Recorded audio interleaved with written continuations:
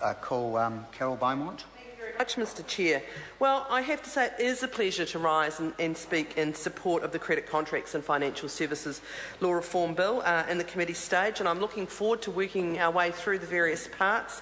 I was involved in the select committee process with this bill, and each part has some very important matters in it, and there's no question that this bill makes significant progress, and Labor has supported this bill throughout. And I will talk specifically about Part 1, but just by way of introductory comments, Mr. Chair, and this will be a theme that I will be returning to. It is deeply, deeply troubling to the Labor side of this House that this bill has taken so long to get to this point. And when we look at some of the provisions in here which will actually make a difference, we need to ask ourselves the question, why have we waited so long? Because lots of the provisions in here have been things that people have been calling for years. So in Part 1, I want to start by saying that it is a very good provision to start this bill by having a primary purpose that says the Act is to promote the interests of consumers in connection with credit contracts, consumer leases and buyback transactions of land. Now, it is really important that there is a primary purpose and a primary purpose around protecting consumers, because many of us from right across this House will know, particularly in the consumer credit area, that there is a great deal of harm being done and a great deal of exploitation. And some of it is right down to some of our most vulnerable citizens, people with mental health issues, for example, being ripped off by truck shops, people who don't have English as their first language, people who are struggling to make ends meet, who are desperate to get money and who are preyed upon by some pretty dodgy characters out there. And so I am glad to see that the primary purpose is to protect the interests of consumers.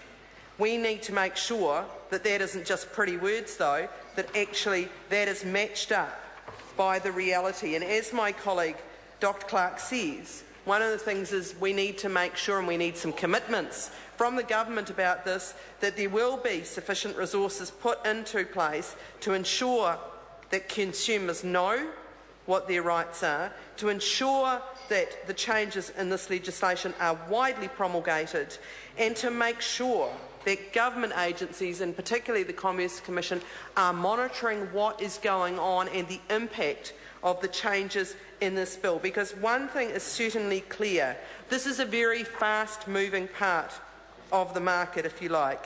And when you look at it, the credit contracts, CCCFA, the Credit Contracts and Consumer Finance Act, is not that old, actually, but very quickly it became clear that there were things that were not being adequately dealt with by that legislation.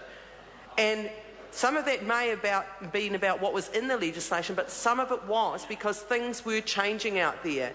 And anyone will tell you who follows this area that the number of truck shops, the number of payday lenders has increased dramatically over even the last 2 or 3 years. And so there are constant efforts and constant changes where those fringe lenders are finding new ways to exploit and rip off people in our community. And I'm holding up a pile of papers here. This is some work that was given to me the other day, some internet research done by someone who was interested in payday lenders, and there are page after page after page of these payday lenders that are out there in the market.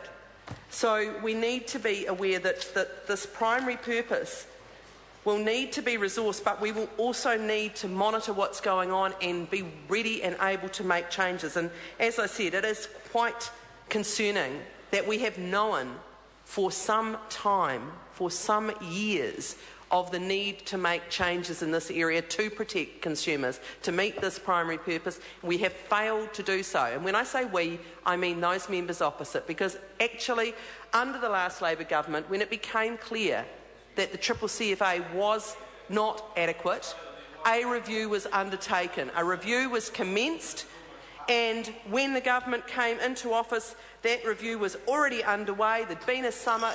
Mr Chair. Carol Beaumont. Thank you very much, Mr Chair. There had been a summit. People had raised their concerns. We went through a process with a discussion document and submissions on all of that, and there was plenty of information available to act upon.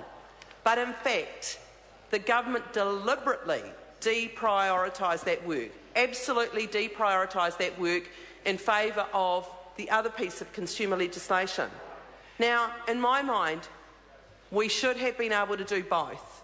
But certainly, when we think how many thousands of people, how many families have been harmed in the intervening years under this national government by the failure to act, it is quite disgraceful. And in fact, it is irresponsible when you know that there is a problem and you know what needs to be done and you don't do it.